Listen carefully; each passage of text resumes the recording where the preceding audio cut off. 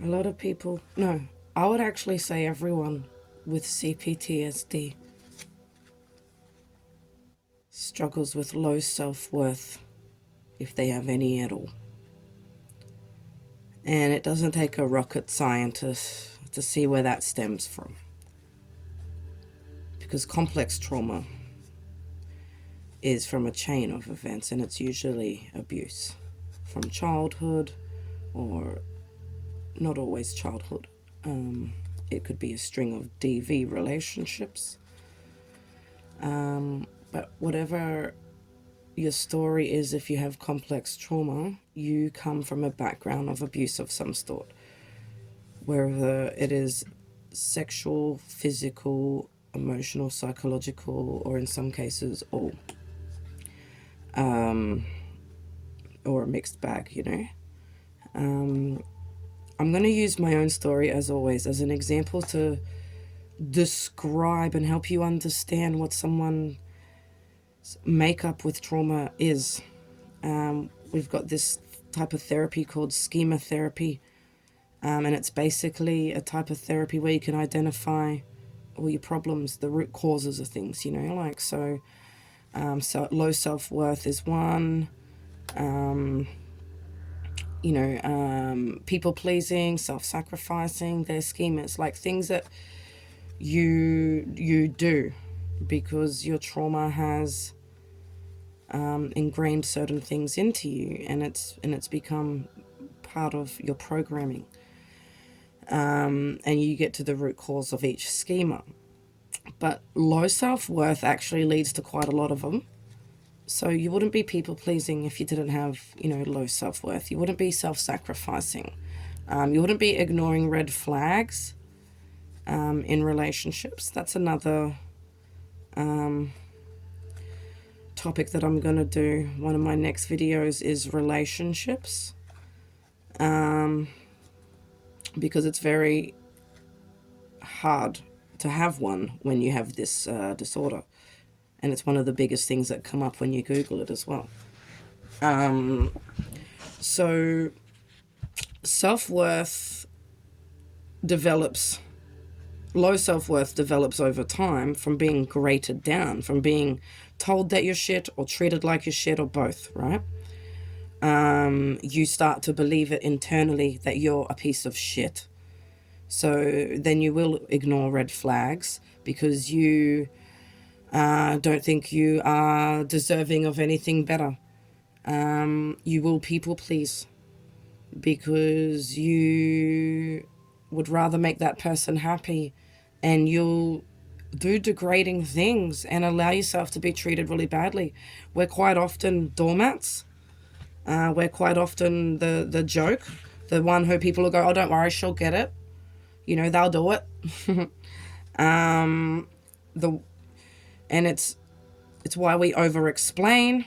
Well, that's one reason. The over-explaining also comes from being invisible and not heard, and desperately needing to take care of ourselves, but being stopped a lot of the time from doing what we need. And it's like trying to explain and justify things all the time because people don't get it.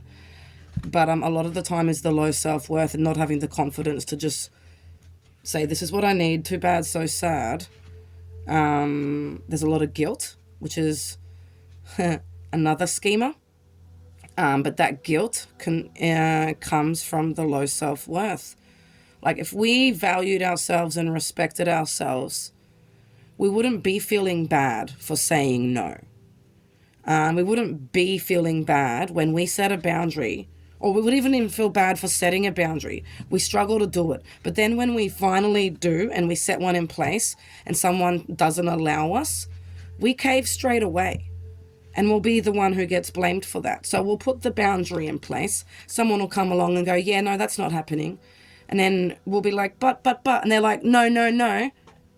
And then we come undone and they're like, you're fucked. You should have boundaries and be stronger. And it's like, dude, like we are at the bottom of the barrel with self-worth and self-respect.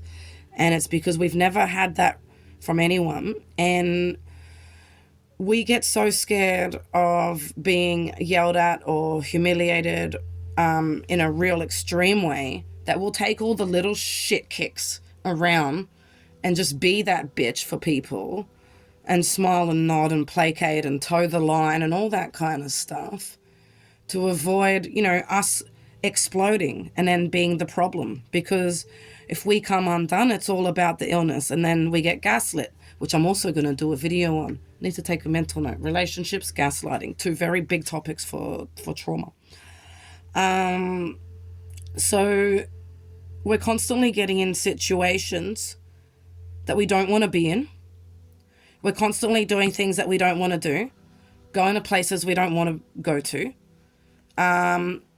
being treated in ways that don't feel good, that hurt us, that are adding to our trauma. And it's all because we aren't feeling confident enough or have the self-worth to stand up for ourselves and do what we need in most situations. And that's why a lot of people see us as pathetic and weak, and then we end up on those eggshells around those people. That's what we are. To most people, we are pathetic doormat who'll just do anything. And then we go home and come undone. So we'll be out there like a rag doll in society. Yes, sir. No, sir. 3 bags full, sir. Yeah, running around.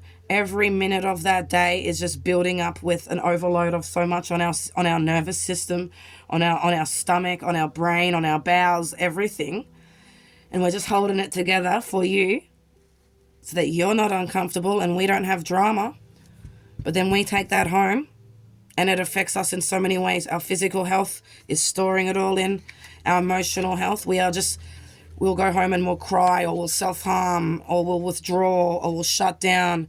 And our loved ones, will either, add to it or not understand. And it's just really hard. But it also adds to our shame, and because we know, there's this part of us that knows we're worth more, but and want better, but we just don't believe that we deserve it out there. So inside we know it, but on the surface it's like, nah, just do whatever, man. Just do whatever you want. It's just fucking easier. You know what I mean? We are so beyond depleted, so beyond scared, so beyond just, please, just whatever. I'll do whatever. And yeah, until we stand up and say enough is enough, and until we set boundaries, until we can look ourselves in the mirror and say, I deserve better, it only gets worse and harder every year. And I guess that's what brought me to my knees, finally. Because there's only so many times you can build yourself up from someone or something that has stomped you down so hard, and you're on your knees begging people, and they just gaslight, lie, abuse, and just completely destroy you. You go straight back, all the work that you do to get past certain things from your past and build your self-worth and your self-confidence, it will go back down every time someone else does something to you. And it's not it's oops, just get up again. You're actually further down every time, because what it does affects you more and greater each time. So you've got someone who's abused, they get up, they book back down. That's more abuse on that abuse. But it's also shown them that it's actually, is it worth trying to get back up again? Is it going to happen again? And it creates this fear that there's no point to get back up, and we stay down. And then we're going nuts down there, and then we finally, and it needs more courage and more strength this time because there's more on top of us. So then we get up again, and then it happens again. So if you've got a vase and you break it and you put it back together, that's beautiful. How many times can you keep picking it up and smashing it before you can't? Before it's just dusty glass shards, there comes a time where it's just It's broken, it's done, you got to chuck it out. And that's when people go off to isolate and can't do humans anymore because their self-worth is so low, they're so broken, they can't be put back together, they can't get back up again. And it's really hard to overcome trauma and get your self-confidence and self-worth up, to be able to look at yourself in the mirror and say, I love you, you deserve better, you've got this. When every time you crawl out of that sinkhole, you're received with a boot. So self-worth is forever on the decline. Well, because there's lack of awareness, lack of support, lack of understanding, lack of compassion, lack of patience, and just more and more trauma.